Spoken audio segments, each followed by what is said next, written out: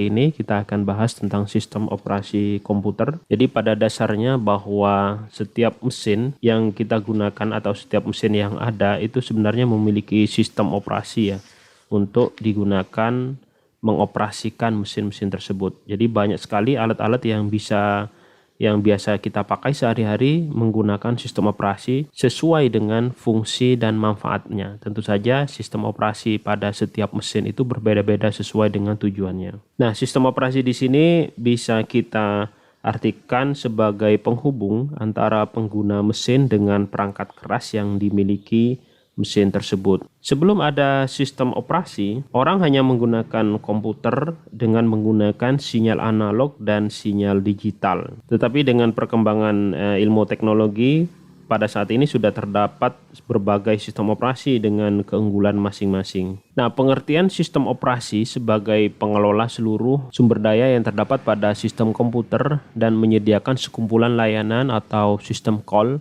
ke pemakai sehingga memudahkan dan menyamankan pengguna serta pemanfaatan sumber daya sistem komputer tersebut.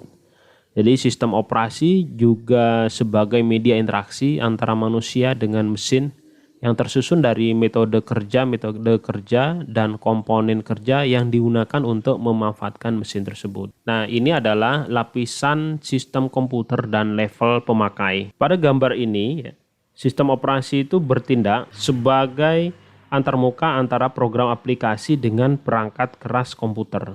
Level dari pengguna setiap lapisan itu berbeda-beda. Di sini kalau kita lihat ada berbagai level yaitu pemakai, pemogram, dan pendesain sistem operasi.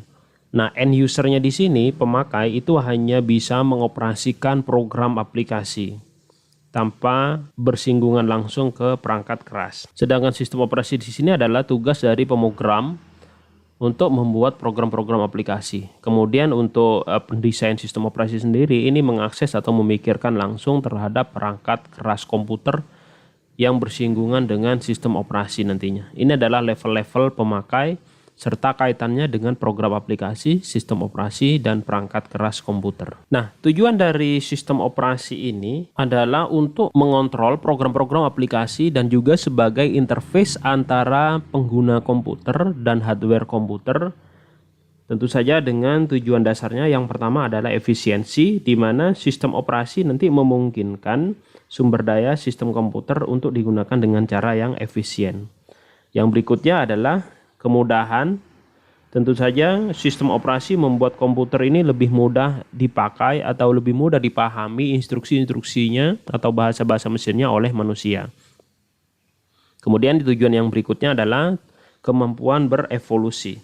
Nah, kemampuan berevolusi ini harus bahwa sistem operasi itu harus disusun sedemikian rupa sehingga memungkinkan pengembangan yang efektif, pengujian dan penerapan fungsi-fungsi sistem yang baru tanpa mengganggu layanan-layanan yang telah ada. Ini adalah penjabaran dari 3 tujuan di atas.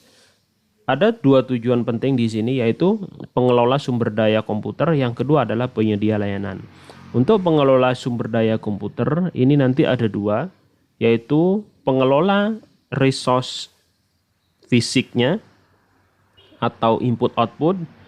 Yang di sini seperti contohnya misalkan perangkat induk atau yang dikenal dengan motherboard yang merupakan tempat semua komponen komputer saling berinteraksi. Kemudian ada perangkat masukan, keyboard, mouse, mikrofon dan sebagainya. Ada perangkat pointing, ada perangkat penyimpanan sekunder seperti floppy disk, hard disk atau flash disk, DVD dan lain-lain. Kemudian ada perangkat output seperti monitor, seperti printer dan lain-lain. Kemudian perangkat-perangkat komunikasi, perangkat memori, perangkat grafik, digitizer, scanner dan sebagainya itu merupakan tujuan sistem operasi dalam rangka pengelolaan sumber daya fisik. Yang berikutnya adalah pengelolaan sumber daya komputer berdasarkan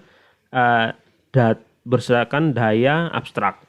Nah, berdasarkan sumber daya abstrak ini ada 2 hal di situ yang perlu diperhatikan, yaitu yang pertama adalah data, di mana data-data semapur atau pengendali sinkronisasi proses-proses berkas atau file untuk menyimpan data atau program dan sebagainya.